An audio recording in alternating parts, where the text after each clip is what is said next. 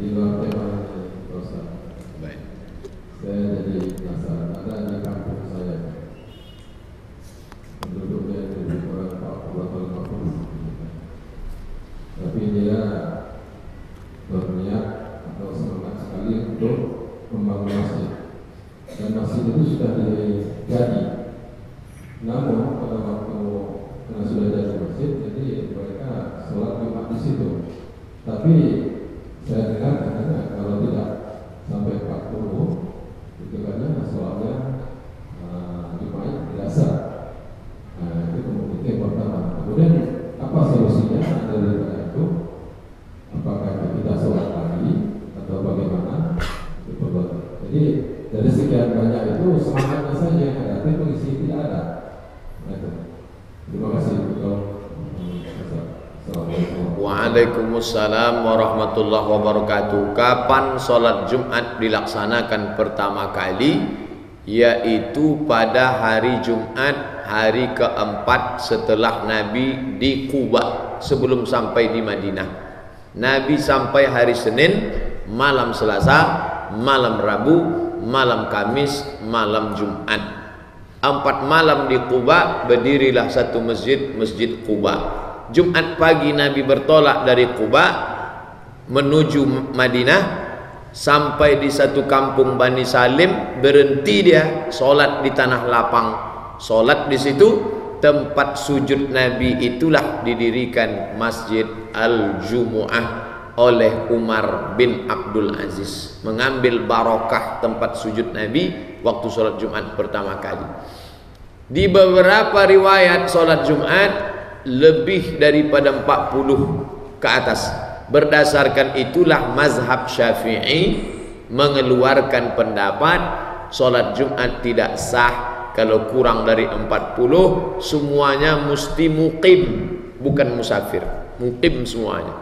Kalau kurang maka dilaksanakan sholat zuhur.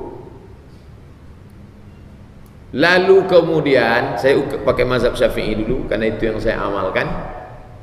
Satu kampung itu tak boleh ada 2 Jumat. Makanya di Masjidil Nabawi zaman dulu semua Jumat dilaksanakan di Masjid Nabawi. Adapun masjid-masjid yang kecil-kecil lain itu hanya masjid saja. Masjid yang dilaksanakan sholat 5 waktu, zuhur, asar, maghrib, isya, subuh, namanya masjid. Sedangkan masjid yang dilaksanakan sholat Jumat namanya Masjid Al-Jumu'ah, Masjid Jami'. Jami' diambil dari kata jim, mim, a, Jami' Jumat. Masjid yang ada sholat Jumatnya namanya Masjid Jami'. Itu sudah jadi populer di negeri kita Melayu, Masjid Jami'. Kuntu 1111 tahun 1111, Syekh Burhanuddin Kuntu, lebih tua daripada kerajaan Aceh. Aceh itu abad ke-13, 1200 sekian. Kerajaan Siak 1725.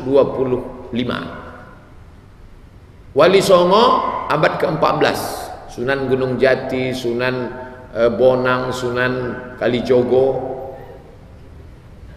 Sedangkan Kampar Kiri itu lebih tua lagi, 1111. Masjid cuma satu, Masjid Induk.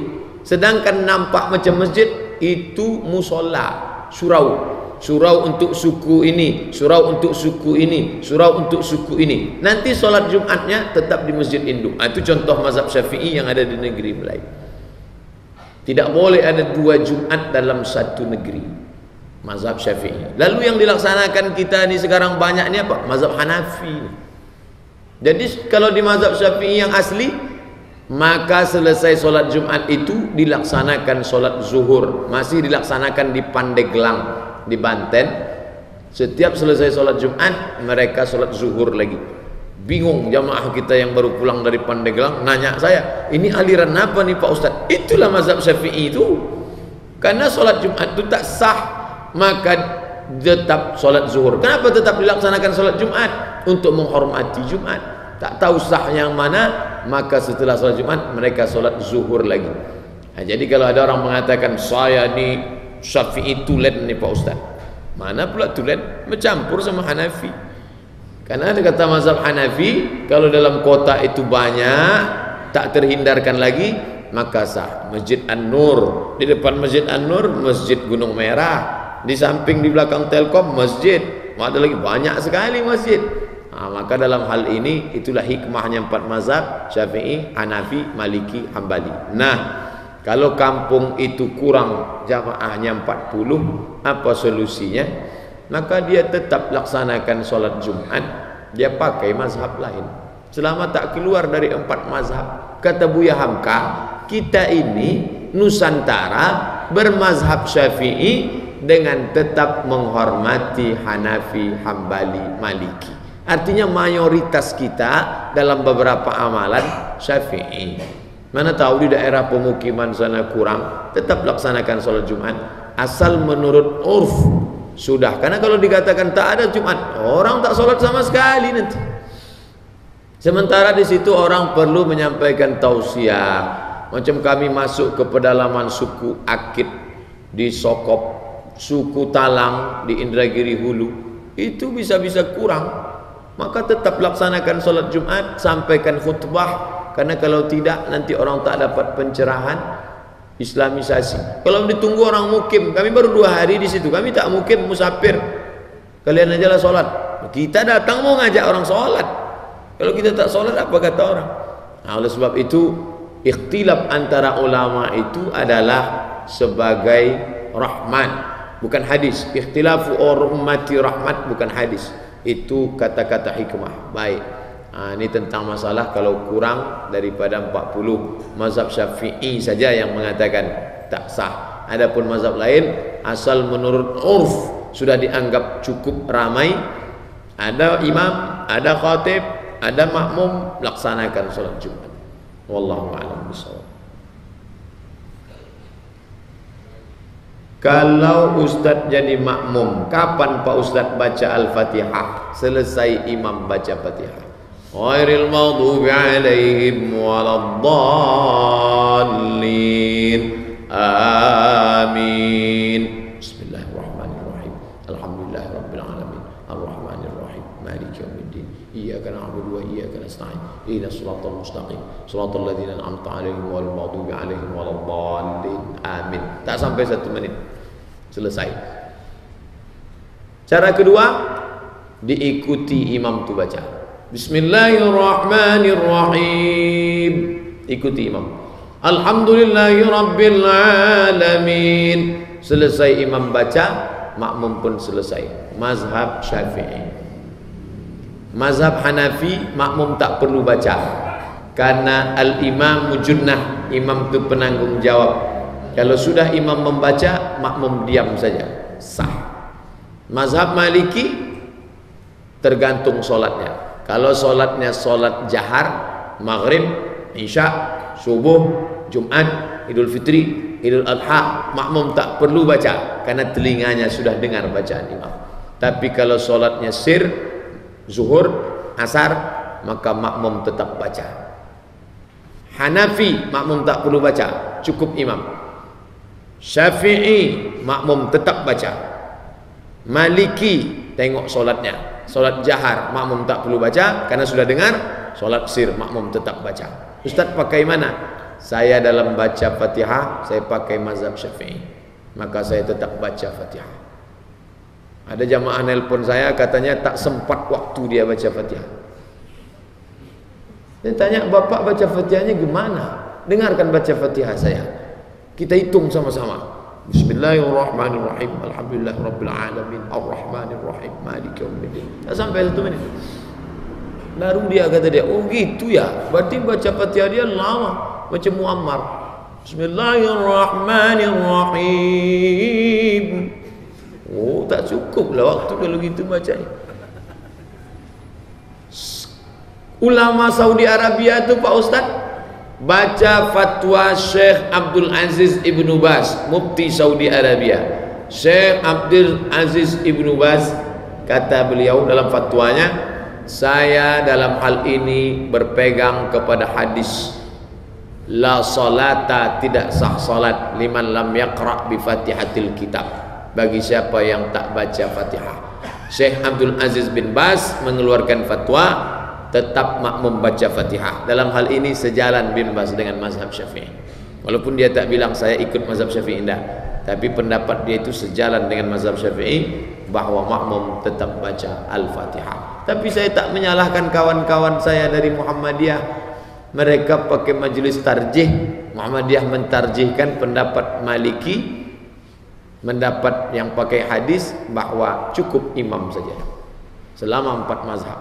Baca Fatihah silakan, yang tak baca tanggung jawab masing-masing. Jangan berkelahi antara yang baca dengan yang tak baca. Yang senang nanti yang tak sholat. Tolong doakan saya dan suami bisa segera menunaikan ibadah haji, minimal bisa daftar di tahun 2017 insya Allah. Kalau saya doakan ibu bapak, ya Allah bisalah jamaah kami ini berangkat haji 2017 paling tidak dia store, dikirim Allah malaikat. Apa kata malaikat? Amin walaka misluh. Kabulkan doa orang ini ya Allah, kau dapat yang sama macam yang kau doakan. Maka tak ada rugi mendoakan orang. Dia berangkat, kita pula diaminkan malaikat. Yang saya selalu khawatir itu ada doa anak muda, tolong supaya segera menikah Pak Ustaz. Nah, itu kalau saya doakan, ya Allah segeralah dia menikah. Kata malaikat, amin walaka misluh. Kau dapat yang sama macam itu. Nah, itu kan bahaya. Nah, tetap doakan. Jangan pahami Allah macam komputer tak tahu. Jangan pahami malaikat itu macam program tak tahu. Allah lebih tahu mana yang terbaik. Kita disuruh mendoakan orang lain, saudara kita. Ada doa di depan dia. Barakallahu lakuma wa baraka alaikuma wa jama'a bainakuma fi khair. Itu di depan dia langsung. Doa akikah. Barakallahu laka fil maulud wa syakartal wahib wa ruzikta birrahu wa balagha asyuddahu wa ruzikta birrahu. Nah, itu doa langsung. Tapi ada doa yang tak di depan dia. Apa itu? Nah, itulah doa waktu di tengah malam. Saat kita berdoa tiba-tiba terbayang wajahnya. Panjangkan umur kawanku ini ya Allah, sehatkan dia ya Allah, istiqomahkan dia ya Allah. Apa kata malaikat? Amin walaka mithluh. Kabulkan doa orang ini, kau dapat yang sama macam yang kau doakan. Hadis riwayat Al-Hakim dalam kitab Al-Mustadrak sahih. Setelah tausiah selesai nanti boleh foto bersama Pak Ustaz. Bersama apa pula salah, asal posenya tak mengundang maksiat. Itulah kaji kita malam ini.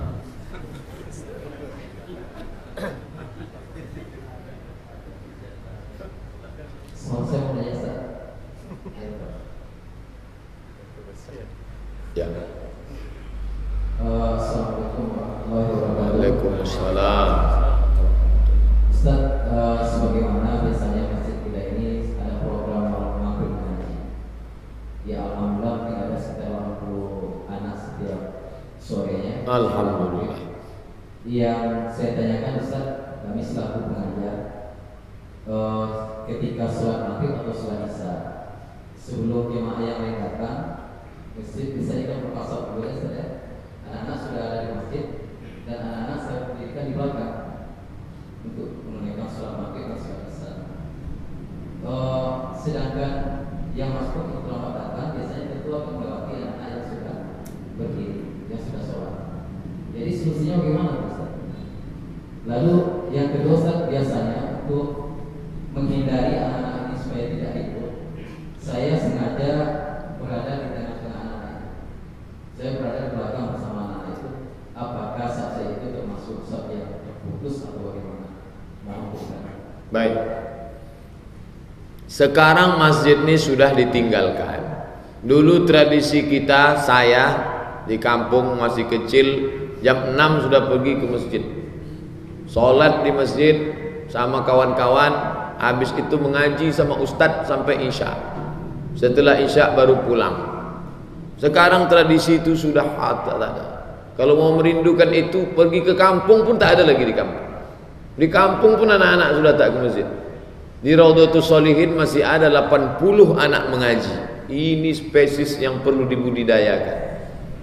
Sekarang maghrib mengaji di Bandung Ridwan Kamil membuat program maghrib mengaji dideklarasikan. Ramailah kabupaten lain datang mau studi banding. Realnya bagaimana? Teknisnya bagaimana? Dibuatkan perda maghrib mengaji. Pencet tombol di masjid. Maghrib mengaji. Foto-foto. Itu agak habis baterai sedikit tapi. Selesai pemencetan tombol maghrib mengaji pun selesai. Karena tak ada acuannya. Balik macam dulu balik. Bapak ibu datang bawa anak, pulang habis isya. Solat berjamaah 2 kali, maghrib isya. Sekarang banyak orang tua ngantar anak ke masjid pakai celana pendek. Ini tak betul. Anak ini tak bisa dimandikan macam memandikan buruk. Diikat pinggangnya, campakkan ke kolam. Dia mesti macam memandikan kudo. Ikut kita ikut, basah kita basah dia, baru bisa. Kita ikut mengaji, buatkan mengaji khusus makharijul huruf untuk orang tua-tua, anak-anak sebelah, sehingga masjid kita yang megah ini, kubahnya maksudnya, bisa nanti ke depan doa malaikat-malaikat anak-anak mengaji. Ini maghrib mengaji. Saya bermimpi kalau ada 12 kecamatan di kota Pekanbaru mau menengok gimana acuan maghrib mengaji, datang ke Raudhatus Shalihin. Ada 80 anak di sana mengaji. Sekarang bingung acuannya bagaimana. Nah, tentu dalam teknisnya nanti ada macam-macam. Di antara masalah anak-anak ribut. Anak-anak ribut, datang bapak yang satu buat orang dewasa. Ini dewasa, lalu diletakkan anak di tengah orang dewasa supaya dia tak ribut. Kalau diletakkan dia di tengah, tentu dia tak ribut. Memang dia tak ribut, tapi anak ini bisa memutus shaf. Apa sebab dia memutus shaf? 2. Yang pertama, dia belum bersunat. Di ujung senapan itu ada najis, namanya kulfah. Di balik kulfah itu ada najis, belum dipotong. Beda sama di Arab. Di Arab anak umur 7 hari disunat. Tempat kita taman SD pas libur, itu pun lari pula dia. Banyak tak bersunat sudah SD. Yang kedua, walaupun dia mungkin sudah bersunat, cara wuduknya tak betul.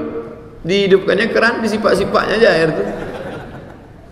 Diambilnya air, gosok-gosoknya matanya. Itu dia menghalangi. Maka kata Syekh Atiyah Saqar, Mufti Al-Azhar dalam kitab Fatwa Al-Azhar, untuk anak-anak ini kata dia, siapkan 1 shaf di belakang. Ini untuk dewasa buatkan shaf di belakang, agak 1 shaf. Kalau 80, 3 shaf paling tidak. 40 atau 20 shaf di belakang. Ada 2-3 orang pengawal di situ, dia memantau. Macam solat tarawih di An-Nur, ada pakai jubah warna hijau, pakai rotan panjang. Ini mukul anak-anak apa? Enggak, lantai aja Pak Ustaz. Lantai itu dipukul. Karena kalau anaknya dipukul, datang bapaknya bawa perang panjang. Di Islamic Center Rokan Hulu Pasir Pangarayan begitu juga. Dibuat shaf panjang, ada petugas di belakang. Nanti setelah selesai sholat, baru petugas ini sholat. Sama macam di Masjidil Haram, Masjid Nabawi, 10 polisi yang mengawal imam. Selesai sholat, baru mereka sholat. Boleh sholat kloter 2 nih, boleh. Mana dalilnya? Mu'az bin Jabal sholat dengan Nabi.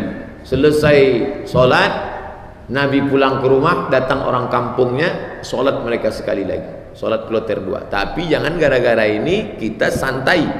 Saya tak ingin gara-gara saya sampaikan malam ini, besok zuhur nyantai, makan di belakang rumah makan.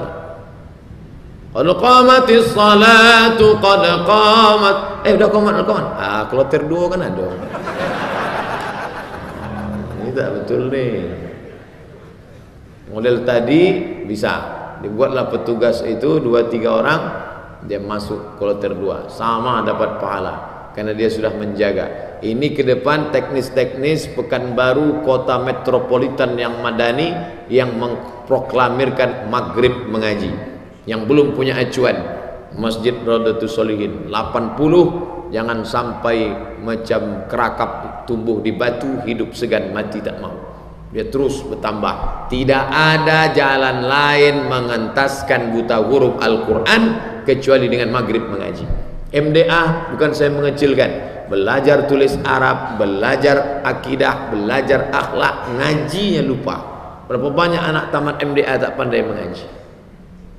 Banda Aceh mengadakan fit and proper test calon gubernur, pandai mengaji. Waktu saya ceramah di Aceh, gubernur pandai mengaji. Ini luar biasa. Maka balik kepada mengaji Al-Quran. Dulu listrik belum ada, kita ngaji di kampung pakai obor. Balik dari mengaji, ngaji tak dapat, bulu hidung hitam. Tapi orang tetap mengirim anaknya. Guru mengaji diperhatikan. Maka mari kita perhatikan ini. Wallahu a'lam. Yang satu lagi tadi, lalu orang yang lewat anak yang suka sholat itu hukumnya seperti apa? Tidak boleh melewati orang yang sholat. Karena orang sholat itu kalau dilewati ayyakuma tegak arba'una sana 40 tahun di depan orang sholat lebih baik daripada melewati orang sholat. Makanya disunahkan sutroh depan. Antara kita dengan sutroh tak boleh orang lewat. Kalau ada orang lewat boleh lewat, walaupun anak-anak, karena dia juga pendidikan. Maka oleh sebab itu janganlah lagi orang ini terlambat. Orang dewasa nih cepat pula anak itu lagi daripada bapaknya. Makanya semuanya mesti. Nah, bagaimana teknisnya kalau modelnya begini? Orang tua sudah 2 baris. Di mana letak anak-anak itu? Supaya nanti yang masbuk kan diperkirakan, bisa diprediksi. Kecuali sholat Jumat. Untuk maghrib ke isya paling banyak masbuk itu 1 sop. Paling banyak masbuk itu 1 sop. Maka sediakan 1 sop. Sop 1, sop 2, dibuat anak itu sop belakang. Nanti orang tua maju masuk ke dalam. Pakai hukum darurat. Ad-darurat tubihul mahzurat. Karena kalau diisikan sop itu ke anak-anak, nanti orang tua yang terlambat dia di belakang anak-anak itu. Mudaratnya lebih tinggi. Kalau ada 2 mudarat, pakai mudarat yang lebih ringan. Nama kaedahnya akhaffud dararain. Mana mudarat yang lebih ringan? Antara anak itu dibuat ke belakang ada 1 sop dengan anak-anak itu disusun, orang dewasa di belakang. Lebih berat mudarat yang kedua. Maka pakailah mudarat teringan yang pertama. Begitulah teknisnya. Wallahu a'lam. Izin Ustaz, Ustaz. Baik.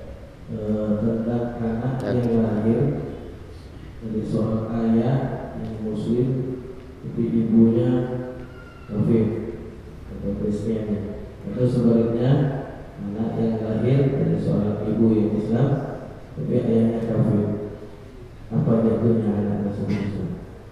Halalkah atau tetap haramkah? Karena ada beberapa ulama yang mengharamkan anak tersebut. Islam di Indonesia memakai mazhab Syafi'i, maka kita punya namanya KHI, Kompilasi Hukum Islam Indonesia. Pak Kua tidak mau menerima kalau pasangannya itu tidak sama-sama Islam. Muslim sama muslim tak boleh menikah. Muslim sama muslimah, muslim menikah. Nah, setelah ada, itulah makanya ada NA, pengantar dari RT, disahkan RW ke Pak Camat, Pak Kua. Nanti kalau dia dari kecamatan lain, numpang nikah kecamatan lain, dari Kulim, Bukit Raya, Tenayan, segala macam, setelah ditengok sama-sama muslim, muslimah, barulah dinikahkan oleh Pak Kua. Tidak ada yang berani menikah non-muslim. Kenapa bisa nikah Deddy Corbuzier, Al-Kafir sama perempuan itu yang sudah bercerai? Itu catatan sipil. Catatan sipil semua yang nikah beda agama itu. Sedangkan hukum Islam di Indonesia tidak membenarkan nikah beda agama. Inilah yang mau diterobos oleh LSM, pluralisme, liberalisme, ingin supaya KHI mensahkan itu. Sampai sekarang tak jebol. Seandainya bisa itu kalah umat Islam. DPR mesti kuat, orang Islam tidak akan mensahkan pernikahan beda agama.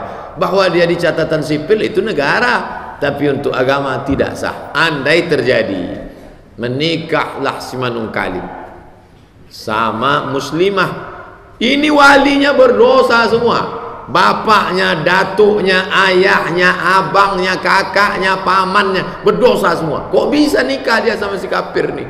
Dia mapan Pak Ustaz, kaya, dia tak peduli sama keluarga, menikah dia, kami tak bisa melarang. Oke, kalau sanggup melarang, biadi dengan tangan, tempeleng dia. Tak sanggup dengan tangan, fabilisani dengan lidah. Tak kami akui ente dunia akhirat kalau nikah ente sama si kafir nih. Mesti ada. Jangan datang ke pestanya. Ini tak enak hati datang juga. Itu sama dengan pengakuan, legitimasi. Tak juga sanggup biqalbi dengan hati. Jangan ikut. Embargo dia, tak boleh.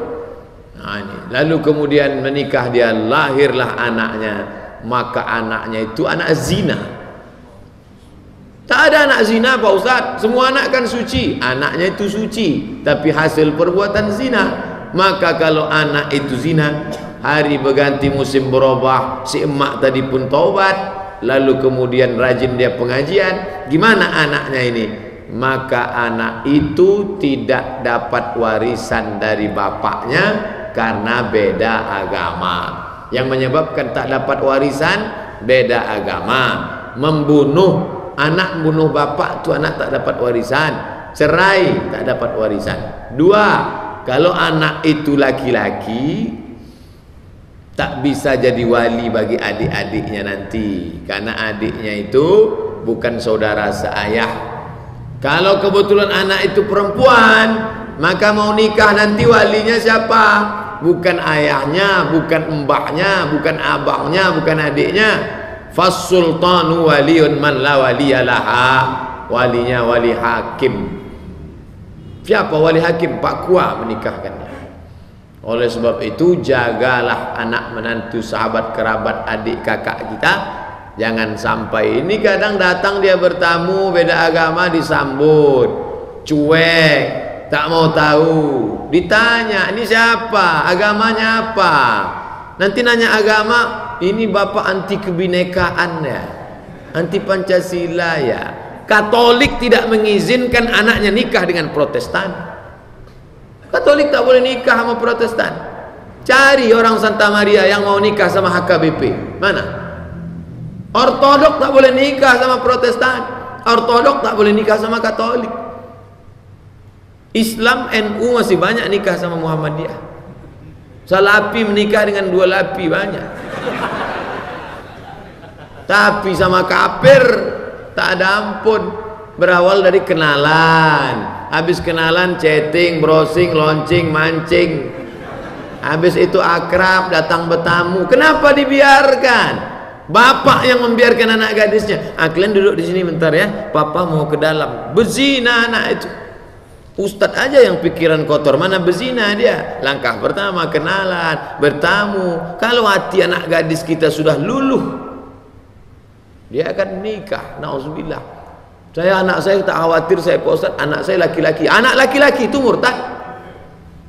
Anak laki-laki murtad gara-gara pacaran sama perempuan. Ini program kristenisasi. Kalau tak dia dipancing, mancing. Mata kepala saya sendiri menengok ibu-ibu, bapak-bapak menangis karena anaknya menikah dan ternyata pura-pura masuk Islam. Setelah anak 3 murtad di kantor Basnas. Saya kebetulan rapat zakat, datang dia. Ustadz Somad tak usah ikut rapat, kata Pak Auni, ketua Basnas provinsi. Ini ada orang mau konsultasi. Ada apa bu? Anak saya Pak Ustadz nikah, dulu pura-pura masuk Islam, sekarang sudah anak 3 murtad dia. Anak saya tak siap jadi janda. Menantu tu murtad, anak tu murtad, cucu 3, 5 sekali murtad. Hati-hati, akan datang fit and proper test. Jaga, tanya baik-baik. Apalagi tempat kita pemalsuan banyak, KTP palsu, semua alamat palsu. Apa hukum jika saya pergi acara nikahan tapi saya tak diundang? Tamu tak diundang. Saya hanya menemani teman saya. kalau saya bawa orang, saya izin ke yang punya acara. Saya diundang habis pengajian subuh, acara akikah di Parit Indah. Kebetulan ada kawan mau ikut, saya bawa dia, saya pun izin. Pak, ya, Bapak undang saya, iya. Ini ada kawan saya dari An-Nur, boleh ikut sama saya ya? Silakan Pak Ustaz. Ya. Tapi kita tahu diri lah, 2 orang, jangan 2 bis. Nih Pak, ada 2 orang, kami pun ikut. Kita jangan sungkan ngomong begitu. Dan kawan ini pun kita kasih tahu, dua-dua saya kasih tahu. Ustaz Somad saya ikut ya, Pak. Dalam ajaran Islam, kalau kita diundang wajib datang. Tapi kalau tak diundang kita makan haram. Bapak mau makan haram? Enggak lah Pak Ustaz. Nanti saya ngomong sama dia. Nah, itu pernah kami praktekkan. Sekali cuman. Terakhir Ustaz, bagaimana menyikapi orang menghina ulama dan agama kita di sosmed? Apakah harus kita balas? Balas. Yang kuliah di Saintek, buatkan video balasan. Yang pandai buat meme gambar, buatkan. Tapi dengan tetap menjaga wajadilhum billati hiya ahsan, dengan cara yang santun, yang baik. Kalau berhenti orang yang benar menunjukkan kebenaran, aku khawatir orang batil merasa benar. Kata Sayyidina Ali, aku tak khawatir dunia ini hak batil. Dari dulu hak batil sudah ada. Ada Kabil, ada Habil, ada Musa, ada Fir'aun, ada Ibrahim, ada Namrus, ada Muhammad, ada Abu Lahab. Yang aku khawatirkan orang yang benar diam sehingga orang batil merasa benar. Nah, ini yang terjadi sekarang. Orang yang benar diam, yang batil merasa benar. Saya berterima kasih banyak anak-anak muda yang tetap aktif di media sosial. Dia buat Sunan Kalijodo, dibuatnya gambar mengimbangi si kafir-kafir. Orang kafir, orang liberal, videonya mantap-mantap, kameranya mahal. Kenapa? Duit luar biasa, bahkan pakai tim. Makanya Al-Mukarram As-Sayyid Al-Habib Rizik membuat tim cyber army, cyber internet, sosial media, army, tentara. Tak lagi pakai panah, tak lagi pakai tombak. Ini alat menembak. Tapi jangan pula khotik rupanya menembak juga.